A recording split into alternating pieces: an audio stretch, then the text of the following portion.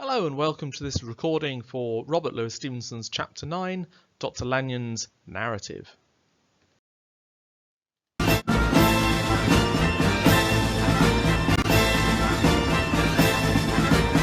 What is this feeling of power and drive I've never known? I feel alive. Where does this feeling of power derive, making me know why I'm alive? Like the night, it's a secret, sinister, dark, and unknown. I do not know what I seek, yet I'll seek it alone. I have a thirst that I cannot deprive. Never have I felt so alive. There is no battle I couldn't survive. Feeling like this, feeling alive. Like the moon, an enigma, lost and alone in the night. Damned by some heavenly stigma, but blazing with light. It's the feeling of being alive, filled with evil but truly alive. It's a truth that cannot be denied. It's a feeling of being inward hide.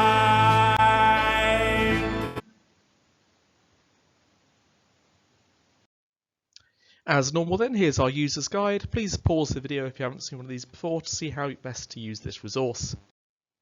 We'll be looking at AO1, understanding the book, AO2, its language form and structure, and of course AO3, its context or historical content. The key themes then of Jekyll and Hyde, any of these might come up in the test, and this resource is going to look at those that feature in Chapter 9. So what does Stevenson want us to remember about Chapter 9? Well, this is when we discover the awful truth about Jekyll and Hyde. Different directors have shown the transformation in different ways. Most directors choose to have Jekyll turn into Hyde much earlier on. So we're going to take a look at this example from 1920 and think about what the director might be implying about Hyde here.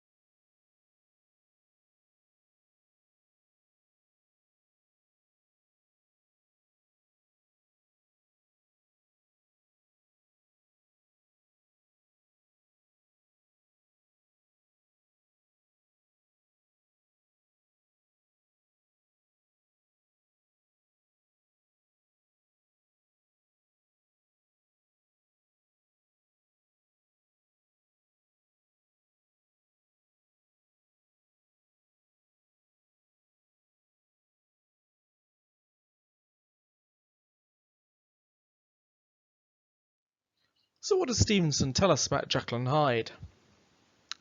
Well, we have our normal adjectives describing Hyde: small man crouching, great muscular activity, shocking expression, great apparent debility of constitution, dressed in a fashion that would have made an ordinary person laughable, abnormal, misbegotten, creature, and seizing, surprising, and revolting. We also have some subtle hints at Jekyll as well: colleague, old school companion, and my colleague was insane. Stevenson allows us to slowly peel away the mystery of Hyde by giving us more and more detail regarding Hyde's actions and others' reactions. Stevenson repeats parts of the description used before, such as small and creature, but describes his mannerisms and inhuman qualities that make us hate the man, abnormal, misbegotten, and the triple seizing, surprising, and revolting, to exaggerate the shocking, unnatural nature of Hyde. Now let's look at this example then from 1931.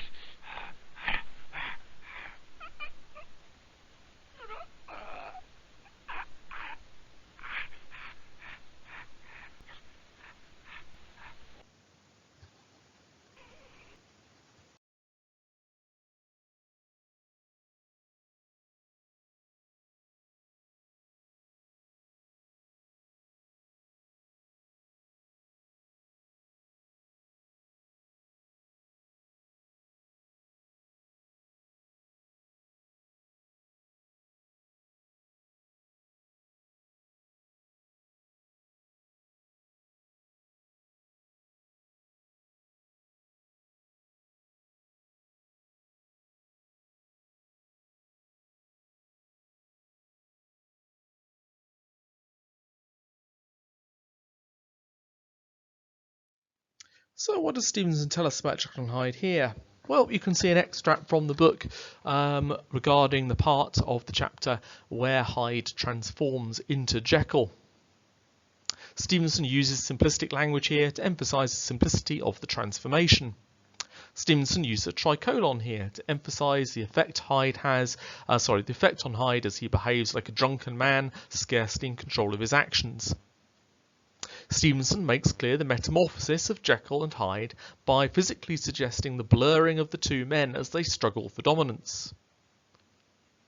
Stevenson makes clear the ascendance of Hyde through Jekyll's appearance, like a man restored from death. Jekyll is dying as Hyde is winning the fight for his soul. And lastly then, a third example, this one from the 1940s.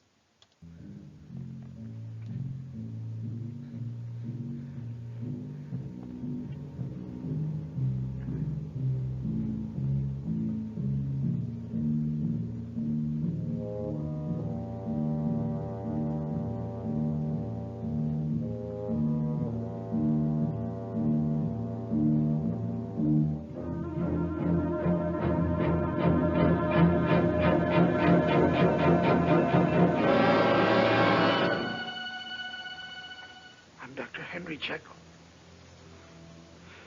I've done nothing. I'm Dr. Jekyll.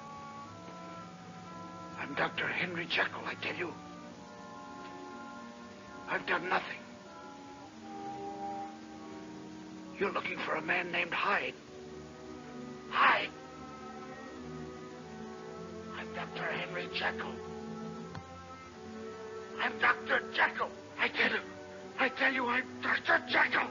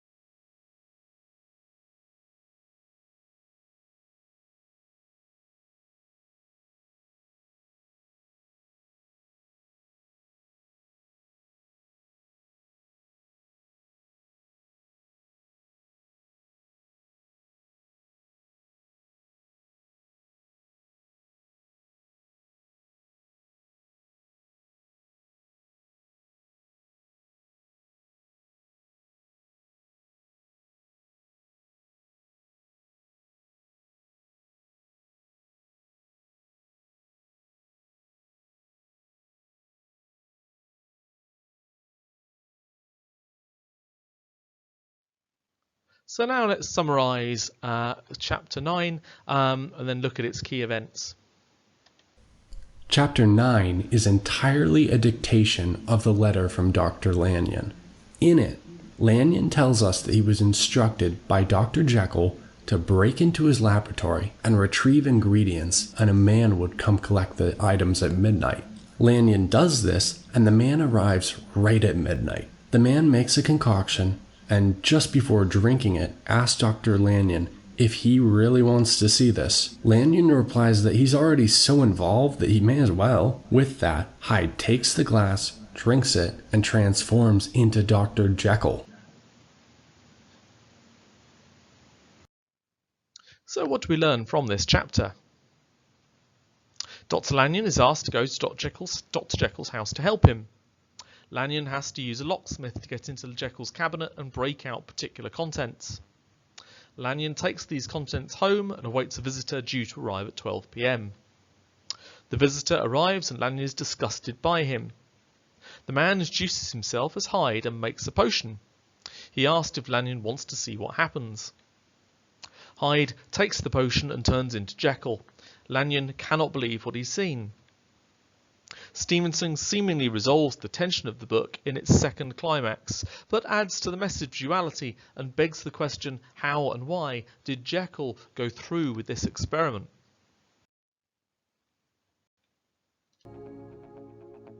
In Chapter 9 of Dr. Jekyll and Mr. Hyde, the narrator changes abruptly as the chapter opens, with Dr. Lanyon picking up the story. He begins by explaining how he came in possession of a letter from Jekyll.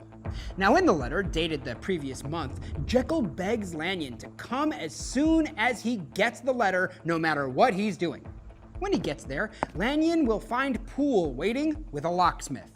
Lanyon is to force the door to Jekyll's cabinet and remove the contents of the drawer labeled E, which holds some powders and papers.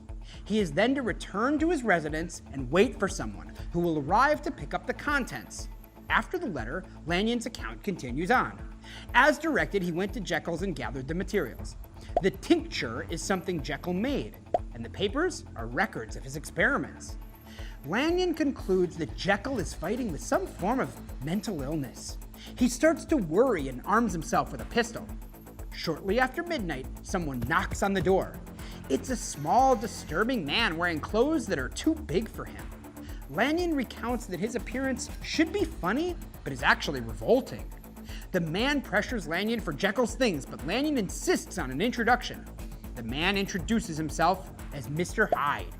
Satisfied, Lanyon shows him where the contents of the drawer are. Hyde asks for a graduated glass and mixes the salts. The mixture bubbles, smokes, and changes color. The visitor then asks Lanyon if he should leave with the glass, or if Lanyon wants to see what happens next. Lanyon insists on the latter, even if it seems unbelievable. Hyde drinks the tincture and transforms into Henry Jekyll. My life is shaken to the root. So once again in this chapter we see Stevenson's use of letters, a typical Gothic trope. Letters often contain personal secrets that are not meant to be shared. A letter is easily opened and contents ripped out, its envelope serving as a fragile skin to what's within, a metaphor for the Victorian gentleman. In this chapter we see the first of the characters to be opened up and see the sin inside. Dr. Lanyon is tempted by Hyde with knowledge and power, and, like Jekyll, we know it results in his rapid decline and death. Lanyon himself receives a letter from Jekyll at the start of the chapter, and does not understand the formal language Jekyll is using, nor the need for his letter at the start of the chapter, and so his curiosity is immediately piqued, just like Utterson before him. Let's look at some extracts then from this chapter. Stevenson uses the word capital to imply both the importance of the task and to infer death for criminality, capital punishment. Stevenson uses the same language here to describe Jekyll as he does a drug addiction, depression and shaking. The adjective blackness may be a metaphor for the death of evil of Hyde taking over Jekyll. Stevenson uses enjambment here to end the letter on save, implying he's wanting forgiveness from Lanyon, and this letter is a request for physical aid, but also salvation for Jekyll's soul. The idea is repeated with the phrase, "Terror struck my soul," in the next line. Stevenson makes clear that Lanyard's diagnosed Jekyll as insane, dismissing his hyperbole as madness of the mind. One of the quotes then that Jekyll uses in his letter is "shipwreck of my reason."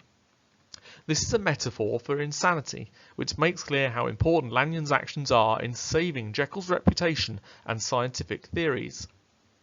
The noun shipwreck implies Jekyll feels he's a voyager of discovery, yet, like so many voyagers, he could be lost in the sea and never be found.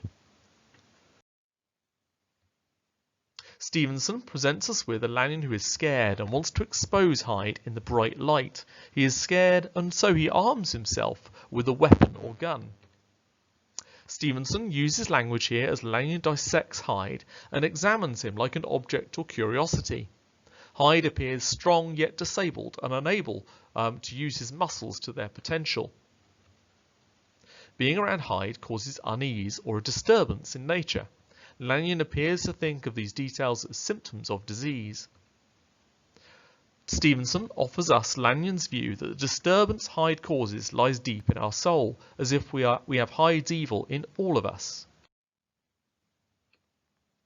Stevenson challenges our position our positive view of science by calling it a disgustful curiosity, as if Lanyon cannot help but probe deeper into the evil that is Hyde. Stevenson contrasts Hyde's comic appearance with the unease he causes, mostly mimicking the idea of a sideshow freak for entertainment and distress alike. Stevenson first used a tricolon to describe Lanyon's reaction to Hyde to exaggerate how shocked he is. However, his scientific curiosity overcomes this and his need to look deeper at Hyde's origin, his life, his fortune and status in the world. This may be a metaphor for the human race itself as a man has grown, developed and become more civilized. Stevenson uses paradoxes to describe Hyde, a man of strength yet disability. He employs syntactic parallelism to juxtapose his ordered appearance, a man in a suit talking civilly, with hints at chaos and disorder, his muscular activity and oversized clothes. When Lanyon accidentally touches Hyde, he describes the feeling as an icy pang along my blood. This is a hint at Hyde's supernatural presence. He was a man who was never meant to be, created by science and logic, yet defying both. Lanyon feels icy at the touch of Hyde, further implying the death that Hyde causes. Stevenson challenges our positive view of science again by blurring it with the Gothic. Hyde tempts Lanyon with knowledge. Several sins such as greed are inferred here. Stevenson also tempts Lanyon with fame and power to add to Lanyon's reputation. Stevenson makes clearer his link to the Garden of Eden here, as if Lanyon is a pure scientific soul tempted and corrupted by Hyde. Stevenson has Lanyon respond eagerly to Hyde as he's now trapped to logically see the experiment through to the end. Stevenson contrasts the supernatural with the material, literally proving to Lanyon that there is more to the world than logic and reason. Hyde refers to a transcendental medicine, a medicine that makes the user become more than they are. Structurally, this of course is the second conclusion to the novel. Now this introduces us to my second of 3 revision songs, which guide you through some of the quotes from the book, and in this case gives you some idea of what to say about them.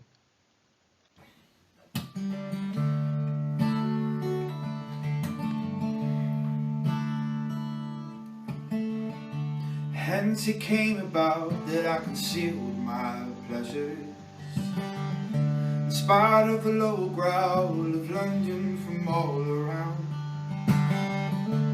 Fog rolled over the city in the small hours. The man travelled calmly over the child's body and left her screaming on the ground.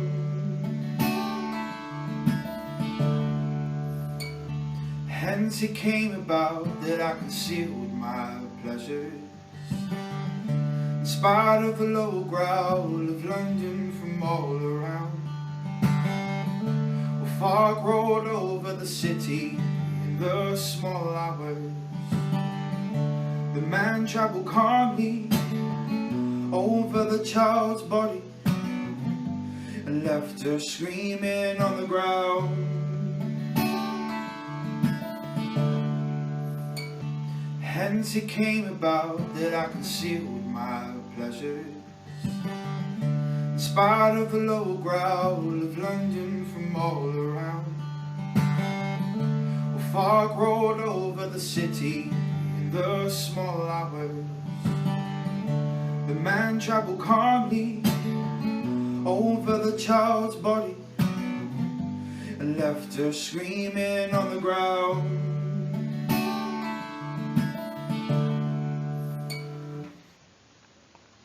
Okay, on the screen then you can see the 4 key quotes and something to say about some of the words from them, which shows an analytical skill. Now let's look at the key themes in Jekyll and Hyde, focusing on chapter 9. First up then, the theme of friendship. Both Jekyll and Hyde try to provoke and persuade Lanyon in this chapter. Stevenson has Jekyll do it under the guise of friendship. You can see there a letter written from Jekyll to Lanyon, trying to persuade him to go out of his house and get his ingredients for him. Jekyll implies that Lanyon's friendship is the most important thing to him, relying on the strong bond between the two men as leverage for what he's going to ask him to do. My life, my honour, my reason implies that Jekyll would give up everything for Lanyon and hopes that Lanyon feels the same. He goes as far to say that he will sacrifice a hand for Lanyon, notably his left hand, the one linked to sin, deception and Hyde. Jekyll uses hyperbole to show the depth of his affections for Lanyon and immediately uses this bond to his advantage. On the other hand, the show of absolute friendship from Jekyll may be untrue, as Jekyll quickly follows this up with emotional blackmail, as he says that he will die if Lanyon does not act on Jekyll's instructions. Of course, we know Jekyll is already dead at this point, and may now blame Lanyon or science for his demise. Now the theme of repression. Pale and shaken and half fainting and groping like a man half restored from death is a description of Jekyll as he takes to Hyde as he transforms into Jekyll at the end of the chapter. Stevenson uses the same language as if he was describing an addict or an illness. Both adjectives imply a man near death. The verb groping implies blindness or lack of awareness, as if the civilized part of Jekyll is now lost and totally commanded by his repressed self. Stevenson uses a simile, like a man restored from death. However, this is ironic, as it is very much that Jekyll has come back from death as Hyde takes over and almost completely eclipses the once powerful Jekyll. The repetition of "and" makes clear the exhaustion of Jekyll's fight against Hyde. The theme of science. Dr. Lanyon investigates the cabinet and clearly details the inventory inside. The semantic field of science here is used to show that Dr. Lanyon is treating this as an experiment rather than supporting a companion. The salt is offered once more as the transforming agent, while Stevenson also implies the underlying sense of atmosphere and dread with hints such as blood red and volatile. Yet, after exploring the drawer, Lanyon reaches a firm conclusion that the experiment had no practical usefulness, which further embeds the idea of Dr. Lanyon as a man of practical science rather than theory. Let's move on then to the theme of religion. Stevenson repeats the idea of an absent God in Lanyon's final words before his death. The logic and reason of science have left him, and he is godless and alone. The repetition of "Oh God" again and again implies that God has left Dr. Lanyon to die, a fact exaggerated by the exclamation mark and the word "screamed." Lanyon has now given in to the sin of greed and knowledge. Now there are certain references here to the Garden of Eden. In some ways we can clearly see that Hyde is a little bit like the snake trying to manipulate Adam and Eve into biting the apple of knowledge. All Christians believe that humans are imperfect and subject to sin. Lanyon believes that he is in the right, and Jekyll's theories are unsuccessful and scientific balderdash. In Chapter 9, Hyde tempts Dr. Lanyon with knowledge and fame, tempting him to give in to sin and choose a darker path. Hyde offers Lanyon a choice and wants him to choose freely.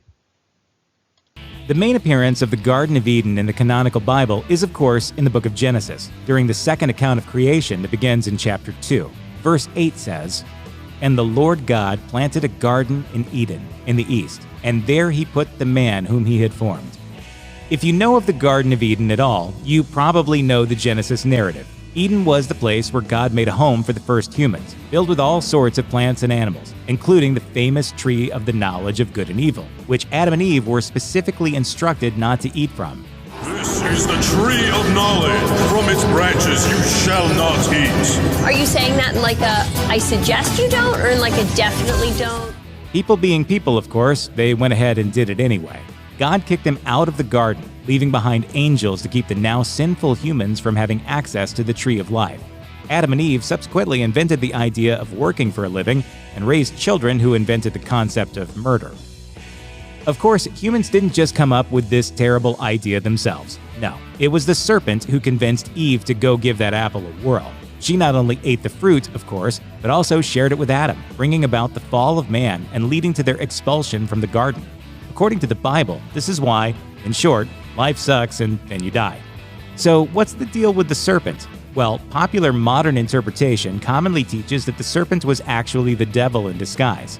In fact, for Christians, God's promise to the serpent that Eve's offspring would crush him is a prophecy foretelling Jesus' ultimate victory over Satan in the end times. Yet it could be said that Stevenson is cleverly inverting this tale. Mankind already has knowledge, represented by Dr. Lanyon, so Hyde is tempting him with something beyond this, spiritual knowledge of the soul. This new understanding destroys the man-made knowledge that Lanyon possesses and drives him to his death. Now, if we analyse this paragraph where Hyde is trying to convince Lanyon, we can make the following points.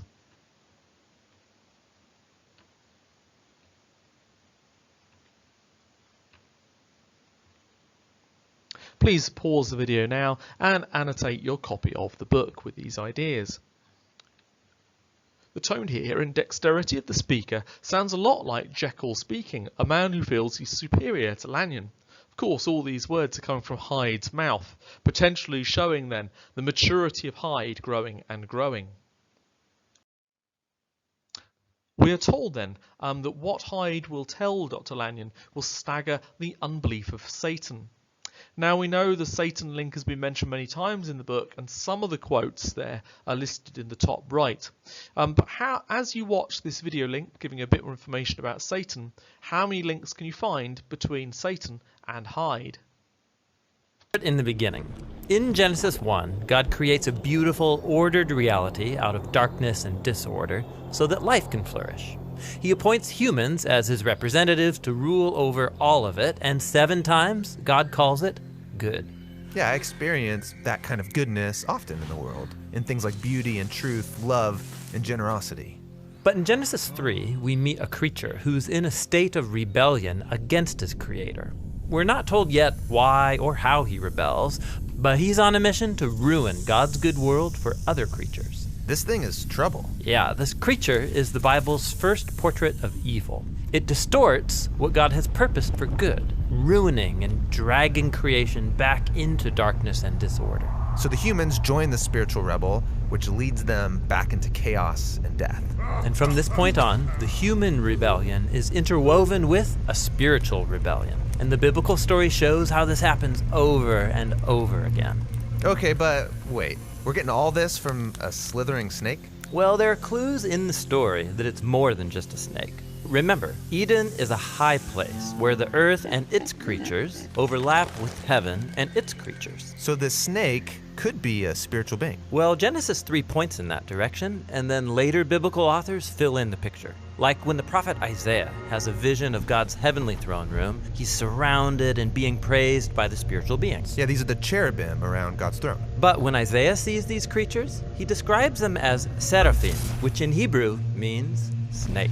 So the snake is like a former staff member in God's throne room. So why is he talking to the humans? Well, the prophet Ezekiel understood this figure as a spiritual rebel who didn't want to live under God's wisdom and authority. He wanted to be God. All right, that's the same temptation the snake puts before Adam and Eve. Exactly. He says they could rule the world like God, but by their own wisdom. So they're all kicked out of the garden. Yeah, God says this rebel will now crawl on its belly. Where does it go after this? Well, the biblical authors offer subtle clues where this being is at work behind the scenes, animating division and hatred between humans. They also use a variety of images to describe this being. It's a snake, or a sea dragon, or a dark desert creature, or the king of death in the grave. He's also given many titles, like Tempter, or the Evil One, or the Devil, which in Greek means the slanderer. But his name is Satan, right? Actually, no. Satan is not a name. It's another one of these titles, which is why in Hebrew it has the word the in front of it. The Satan means the adversary, because he isn't for anything, rather he's anti-everything, working through lies to drag us back into darkness and disorder. That's intense. Satan is known as the Great Unbeliever, and Hyde is called this on many occasions throughout the book. References to Satan, many times throughout the book.